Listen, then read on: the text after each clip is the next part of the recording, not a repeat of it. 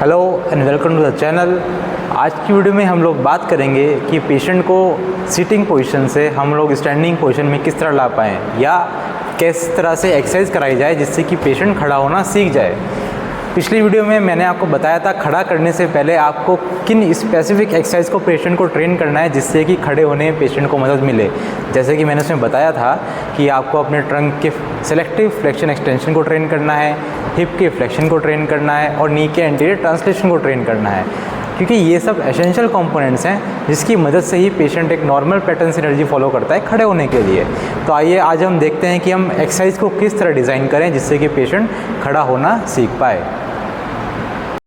तो अधिकांश आप लोगों ने देखा क्या होगा, जब भी पेशेंट खड़ा होना चाहता है या खड़ा कराया जाता है तो होता क्या है, पेशेंट नॉर्मल साइड में ही जोड़ देके खड़ा होना शुरू हो जाता है। जैसे कि मान लेते हैं ये मेरा नॉर्मल साइड है, पेशेंट इस साइड में इस तरह जोड़ लेके खड़ा हो जाएगा और हाथ को इस तरह टाइट कर लेता है, क्योंकि इस दौरान खड़े होने के समय पेशेंट के पैलेटिक साइड का कोई भी कंट्रीब्यूशन नहीं रहा एक्सरसाइज में ना खड़े होने में, तो ये पेशेंट की रिकवरी के लिए बहुत ही ख़राब है। तो हम स्टार्ट करते हैं कि हमको खड़ा किस तरह करना है पेशेंट को। तो उसके लिए सबसे पहले हमको ये समझ लेना है कि मान लेते हैं ये एक लेफ़्ट साइड हेमीप्लीजिया का पेशेंट है जिसको कमज़ोर हिस्सा कौन सा है, बायां तरफ, लेफ़्ट तरफ। अब एक जो बहुत इंपॉर्टेंट बात यह है कि आप कभी भी पेशेंट को बिल्कुल निचली सतह से खड़ा करना स्टार्ट मत कीजिए, क्योंकि वो पेशेंट के लिए थोड़ा अनसक्सेसफुल ट्रायल होगा और पेशेंट को करने में दिक्कत आएगी और पेशेंट उसको ज़बरदस्ती करने के चक्कर में अपनी सारी एबनॉर्मल मसल्स एनर्जी स्टार्ट लगाना शुरू कर देता है, जिससे कि एक एबनॉर्मल स्पास्टिक पैटर्न फॉलो करता है पेशेंट रिकवरी का। तो आपको करना क्या है, सबसे पहले पेशेंट के खड़े होने की हाइट को आप कम कर दीजिए, मतलब कि पेशेंट के पीछे एक पिलो प्लेस कर दीजिए इस हाइट का। अब आप ये देख पा रहे हैं कि जब पेशेंट बैठा है तो पेशेंट के बैठने की हाइट बढ़ गई है। अब यहाँ से पेशेंट को खड़े होने में कम एफर्ट लगाना पड़ेगा। तो स्टार्टिंग में वही एक्सरसाइज चुनिए जिसमें कम एफर्ट से अच्छा रिजल्ट आए। उसके बाद करना क्या है, या तो आप टेबल ले सकते हैं या फिर एक चेयर ले सकते हैं। तो हमने यहाँ पे चेयर ली है, हमारे पास ये अवेलेबल है इस समय।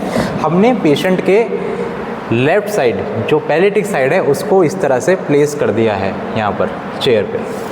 उसके बाद पेशेंट के दोनों फुट को हमको फ्लोर पर प्लेस कर देना है कि पेशेंट के पैर छुए रहें। उसके बाद अब थेरेपिस्ट अपने दोनों पैरों को इस तरह से अंदर की तरफ फंसा लेगा पेशेंट के पैरों में और नी को इस तरह से स्टेबलाइज कर लेगा अपने नी से।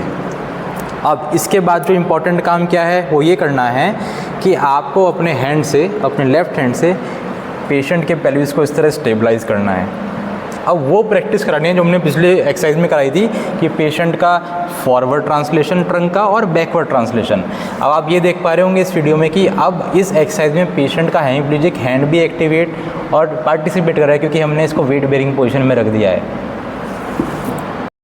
ठीक है, अब एक्सरसाइज को इस तरह डिज़ाइन की जाए कि पेशेंट की बॉडी या ब्रेन पर ऑटोमेटिकली डिमांड पड़े कि पेशेंट को इस हाथ पे जोड़ देके खड़ा होना है। तो उसके लिए हम क्या कर सकते हैं, हमने अपने साथ एक थेरेपिस्ट को इस तरह स्टैंड कराया, खड़ा कराया, साथ में पेशेंट को कमांड ये दी कि पेशेंट अपने राइट हैंड जो सही हाथ है उससे जाके थेरेपिस्ट के राइट हैंड पे क्लैप करे। ये हमने पेशेंट को एक एक्टिविटी दी है। हमने पेशेंट को ये बिल्कुल नहीं बोला कि इसको खड़ा होना है, जोर मारना है, कुछ नहीं।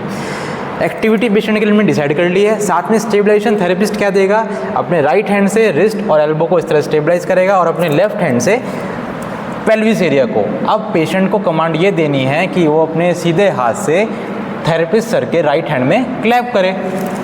1 एंड रिलैक्स, फिर से 2 एंड रिलैक्स, फिर से 3 एंड रिलैक्स। तो आप ये देख पा रहे होंगे कि हमने पेशेंट को एक ऐसी एक्टिविटी दी है जो ऑटोमेटिकली डिमांड कर रही है खड़ा होना और साथ में एल्बो एक्सटेंसर पे वेट बेरिंग कराना।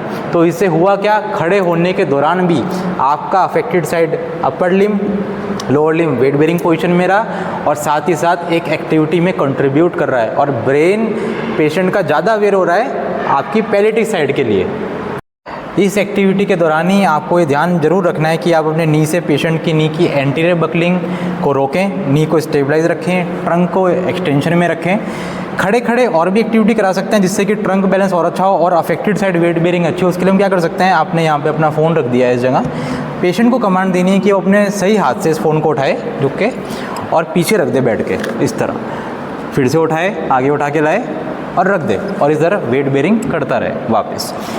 इस एक्टिविटी में आप देख पा रहे होंगे कि पेशेंट के शोल्डर पे, रिस्ट पे, एल्बो पे अच्छी खासी वेट बेयरिंग हो रही है, पेशेंट की ट्रंक रोटेशन हो रही है और साथ में पेशेंट का फ्लेक्शन एक्सटेंशन ट्रेन हो रहा है। तो खड़ा कराने के दौरान आपको कुछ ऐसी एक्टिविटीज़ ही चूज़ करनी चाहिए जिसमें आपकी पूरी बॉडी इन्वॉल्व हो रही हो। ऐसा ना हो कि आपने पेशेंट को सही हिस्से से ही खड़ा करना सिखा दिया।